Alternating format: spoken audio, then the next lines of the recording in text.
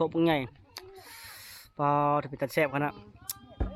โอ้ยน้ำลายไหลแล้วบัดนี้มาได้ก็ตำส้มเด้อกินส้มบ้านปุ้งแซ่บ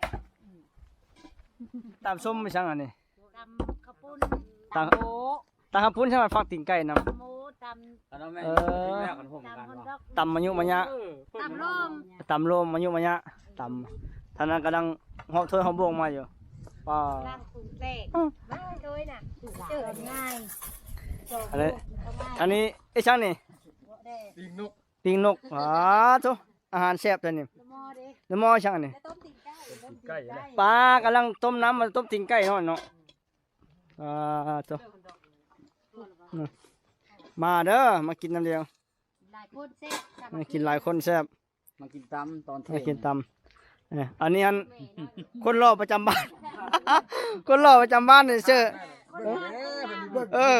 โอ้ยตายเลยโอ้หน้าเป็นแล้วล่ะอัดปลาอัดดังเลยนี่ตำจะคกโลงวะเนี่ยคกมึงเยินเนี่ยคน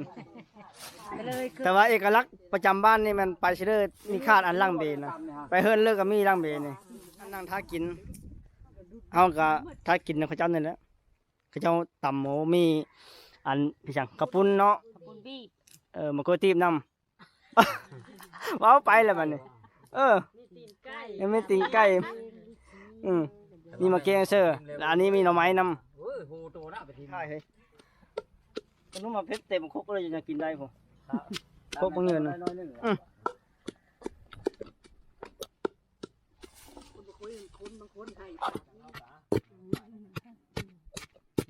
ชีวิตบ้านเฮาเนี่ยดังไฟธรรมชาติปีงนก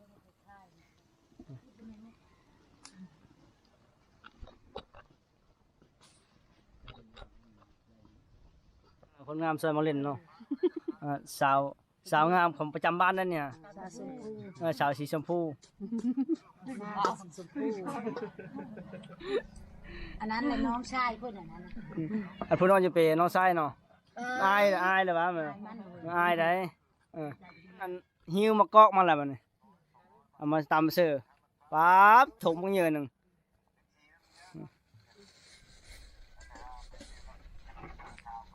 อยู่กับ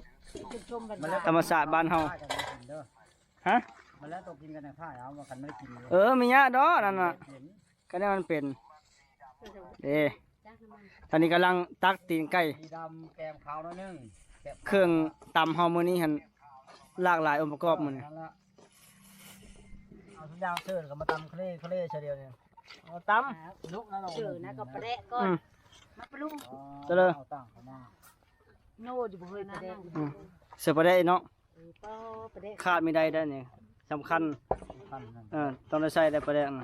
นี่มันก็มือสองแต่ใครจะว่าที่มือ200 บาทซื้อโตแล้วประเดะมาตะลื่นเนี่ยเลยซื้อตลาดทานแม่มุกอ่ะทานเขาเยอะประเดะตลาดแซ่บแล้วประเดะเม็นตรงๆมันนี่แซ่บเอ้ยที่ว่าได้น้อยยังไม่ได้เอาเท่ามันตำมะยุมะยะได้นี่นะก็ไปช่างผสมอยู่นี้ตำส้มฮอร์โมนีเดินทางมาฮอดม่อนต้อนน้ำลายไหลแล้วเนี่ยกำลังแล้วเด้สำหรับผู้ขลัมกับปิดหลังเสือเด้อหนาวคนเขาเล่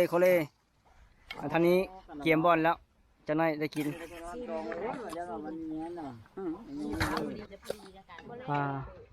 มาเด้อพี่น้องเด้อมากินส้มนั่นเดียวครบไงพอถ้าเป็นตัดแซ่บขนาดโอ้ยน้ำลายไหลแล้วบัดนี้มาได้เด้อเต็มพอเข้ามาพาบังไงพอดียิบพักกันยอมเสือพอดีด้วยเนาะเด้มีผักสลัดกับของกับผักสลัดโอ้ยแซ่บบ้านได้กินแซ่บไปทานอ่ะฮะมันเงี้ยมาเอาในห้องนี่มะนาวในห้องเนาะเอามะนาวในห้องไปเอามาห้องเลยเอาไปเรื่องห้องอ่ะจำมาพี่ไม่ได้บ่ เอาได้แล้วโอเค มันความในหมอนี่ นั่งกินแล้วก็ ไป ต้อง เงี้ ค ยว าม กับพุ่น อืม เงี้ยมาเงี้ย ได้แล้วฮิปพาเดสูเออ เอา เอา มาเด้อมาเด้อ มุกจะไม่ได้กินได้ เอามาได้ มันได้กินเดี๋ยว ตุ๊บ แม่มุก อืม ถ้าบ่เอ็ดนั่นน่ะติ่งเสือแม่ยีมันจะงาม ปิ้นเชือกนะครับกำลังปิ้นเชือกมาแล้วมาเลย ส้มส้ม โอ้แซ่บเนาะ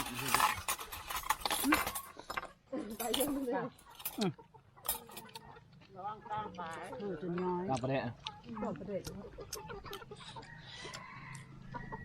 มันไม่เผ็ดไปเลยล่ะ ผู้ดีกินน่ะ แซ่บแซ่บสูตรเดน้ำมันนี่ลูกหลาน อืม เบิ่งเบิ่งโท เขียนกอกๆแล้ว เอาเนาะ กินน้ำมัน ทำลายละ แซ่บขนาด ไม่น้อยไปน้ำแซ่บเนาะเอ้ยเรามันกินได้ทักน้อยเนาะนี่โอ้ยนะ คนที่เห็นแบบนั้น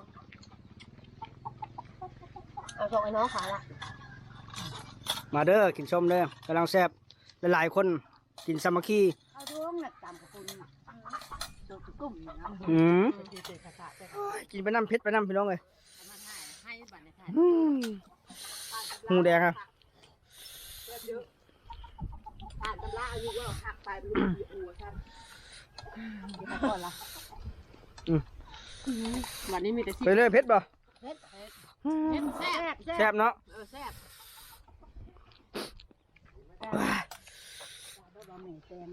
แม่นั่งกินแล้วพริกก่อนนี่กินนั่งกิน กินได้มันเจ็บปากมัน เพชรแห้งฮะ ซ้ำนี้แหละเขากินยังน้อยอะเชิงกระโบยเนาะ เพชรหมอนเนี่ยกินเชื่องกระโบเดียว จา เสื้อ นอน เชื่องน้ำเบียร์ มันข่ายอยู่บนนี้ ถ่ายไป แซ่บแซ่บจนน้ำตาไหล เดี๋ยวร่างเอาผู้สาวเอาฮะแช่น้ำตาไหลว่ะ น้ำนี่อ่ะน้ำแบบโม่น สำหรับตำส้มฮาร์โมนีหันเหลือบ่หมดว่าสิกินให้หมดนั่นแหละบ่หมดมันหลายเกินไปทำเพชรพร้อมแต่ว่าตำส้มมันแซ่บหลายมันนี่ฮะ อาย